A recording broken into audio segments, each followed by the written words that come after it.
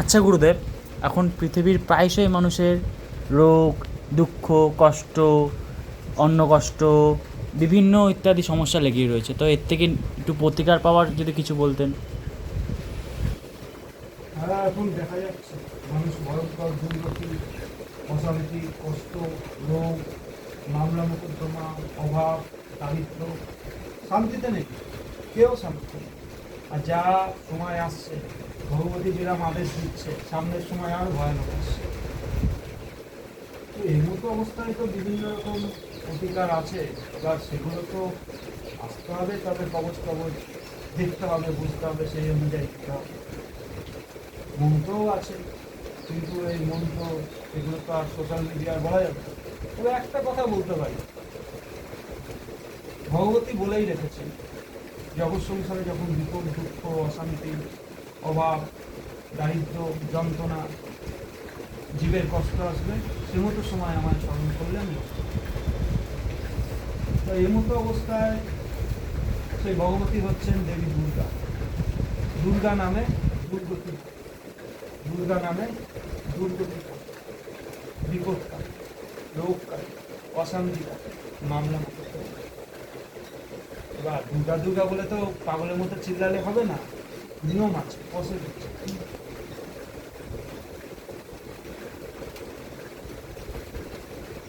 যে ব্যক্তি কষ্ট পাচ্ছে, মুমূর্ষু ব্যক্তি, যার অভাব, কষ্ট, যন্ত্রণা, সে দুর্গা দেবীর নামে স্মরণ করুক ভগবতীকে, তার কাছে জানান,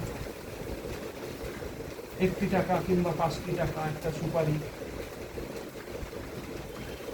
2টো আতপ চাল, এলাচ, এই সব কটা একটা কাপড়ের পুতলায় বেঁধে মাকে স্মরণ করে মায়ের নামে মানত করে সেটা রাখুক, দেবতা আসুক, দিয়ে সে নাম শুরু সংকল্প করতে হবে।